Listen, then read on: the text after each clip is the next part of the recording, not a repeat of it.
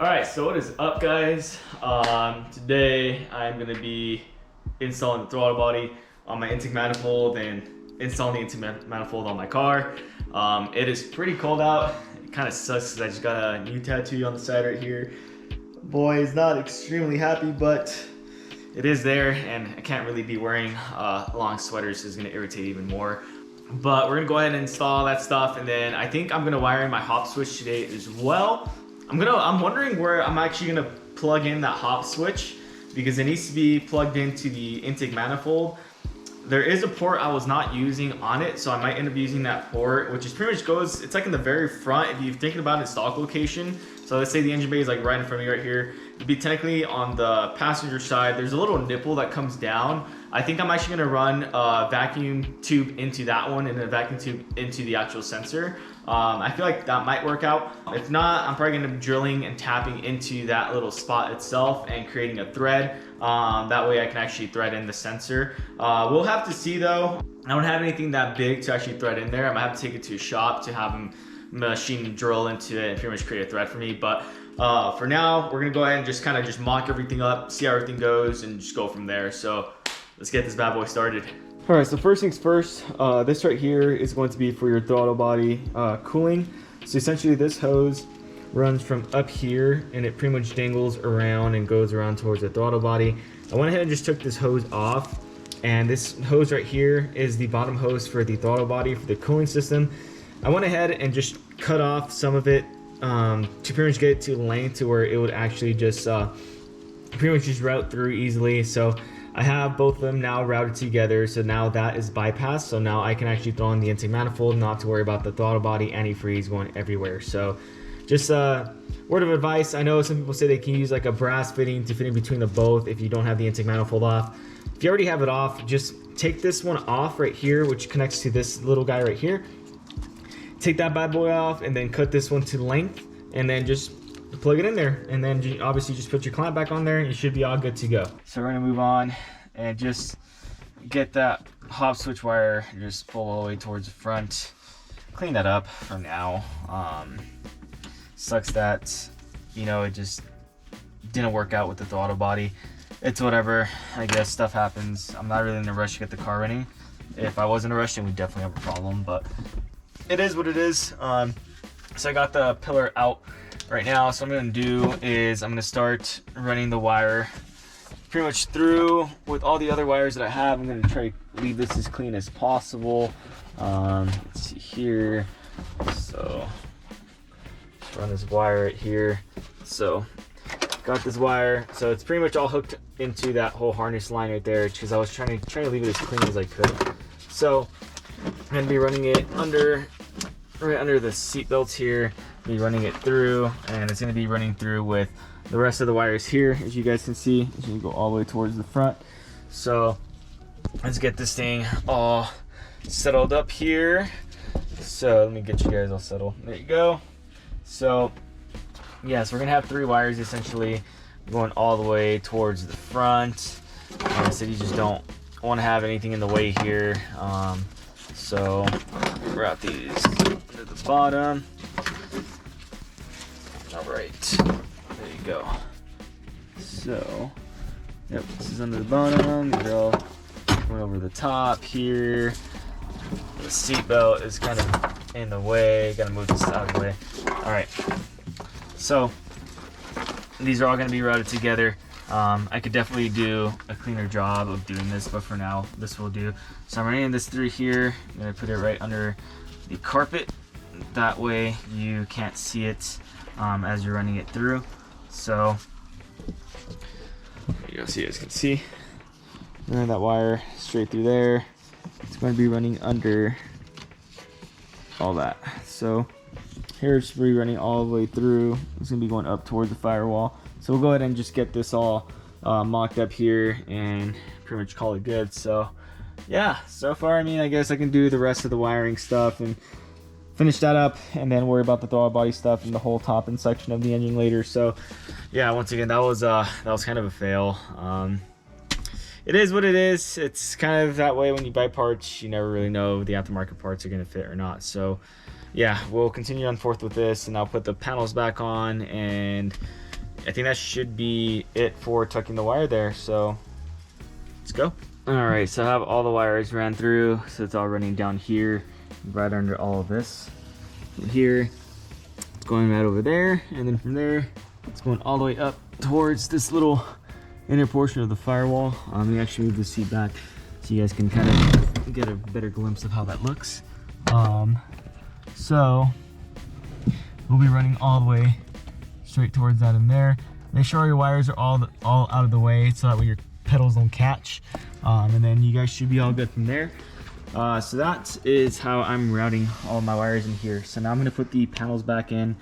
Man, I'm really gonna have to clean up this interior. It is so nasty in here now. Oh, I feel so bad. I feel horrible. Just does not look all that good at all. But yeah, I will go ahead, put that stuff back on there, and should be pretty much all set here. Should make sure everything looks flush. Yeah, and then put all the panels back on, and I think that should be it for this. And then, oh yeah, I have to actually put a ground in for the secondary fuel pump there. I need to put a separate ground for that one. Ground it maybe on the strut bar or something. Find a little ground there, and that should be it for all the wiring here. So yeah, it's kind of a rat's nest, but it'll all look good once I put everything back together. So yeah, so the wiring is all cleaned up now. As y'all can see here, these wires are all tucked behind where they need to be. The only ones I need to clean up are the ones for the other side right here. As y'all can see, just right by the throttle pedal. I need to clean up all these wires right here coming through. Make sure they're not hitting or anything like that. But I'm gonna go ahead and throw the trim panel on here, and that should be it for as far as this whole wiring section goes. And as far as the trim panel goes, I have broken clips absolutely everywhere. So there's not really many places I can really clip this onto. So I only have one clip here and one clip here that are intact. And they're gonna be 4 little squares or rectangles where they go through. So I'm gonna go ahead and line this up here, and this one lined up there, this other one lined up, and there you go. That's pretty much all set. And then you'll go ahead and get your little rectangle clips and just clip them in each single slot, and that's pretty much all she went there. So I'm gonna go ahead and find out where exactly I left these and pretty much put them on. I think I found 2. Looks like I have one here. Clip that one in. There's another one here. Clip that one in for now, and then I'm gonna find the rest. All right, so now that I have the rest of the clips, one there, and then I'm actually gonna put one here, another one right here. And I'm gonna have to find an extra one for this one. Probably just gonna order it from the dealer. Just call it a day. That is pretty much it for taking off and putting on your trim panels. And then from there, moving on forth, this is the wire to the hop switch. So I still need to figure out where exactly I'm gonna want this wired into. See what part of the intake manifold I might want it. I might want it in here. I'm gonna have the brake booster hose elongated and just run it all the way over here. Just can't find any other good spot to run that off of. Maybe in here. I don't feel like that port's big enough, so I'm gonna have to run it all the way over here. So I'll figure that out at some point, and we're actually gonna go ahead and just run the ground for the other fuel pump, and I think that should pretty much call it a day here for as far as everything that is going on with the car today. All right, so to those of you that do or do not know, I messed up the grounding on the fuel pumps. So for pump number 1, you're gonna run the ground as you would normally from the harness, and then on fuel pump number 2, that ground is going to be connected all the way to your hop switch. So the wire that I ran all the way under to the firewall is going to be the ground for that fuel pump. So that wire, you're just gonna make a little terminal for it and just connect it on your secondary fuel pump on the negative side since it's your ground. And then essentially your hop switch is going to connect and complete that ground circuit. So whenever it's not hitting the 15 pounds of boost, that ground circuit is not completed, therefore not activating that secondary fuel pump. Now, when your hop switch detects 15 pounds of boost or positive pressure, then it will actually connect and complete the whole circuit for that ground, and it will in essence turn on your secondary fuel pump. So I messed up the ground, so just ignore the recording and just what I'm doing there. Yeah, like I said, this is kind of one of those things that I learned as I went. Like, I wasn't too sure how a hop switch was supposed to be connected in series for either the power or the ground to the fuel pump. Just do it off the ground. It's easier that way. It's less of a headache. And you know, if for some odd reason your hop switch kind of dangles around and hits something, you won't be blowing up fuses since you won't be going off of the positive circuit. So yeah, so the ground is going to go from your fuel pump, your secondary fuel pump, all the way up towards the firewall, and then you're pretty much going to snip it, and you're going to put one connection towards the hop switch, and then you're going to ground the hop switch out anywhere in your chassis as you wish. And that is pretty much how you do your hop switch connection. Really simple. Like I said, it's just based off of your ground circuit, so just snip it, connect it to your hop switch, and then ground the hop switch out to your chassis. And that is how you essentially do that whole circuit. Just keep it simple. And yeah, other than that, I appreciate you guys for watching the video.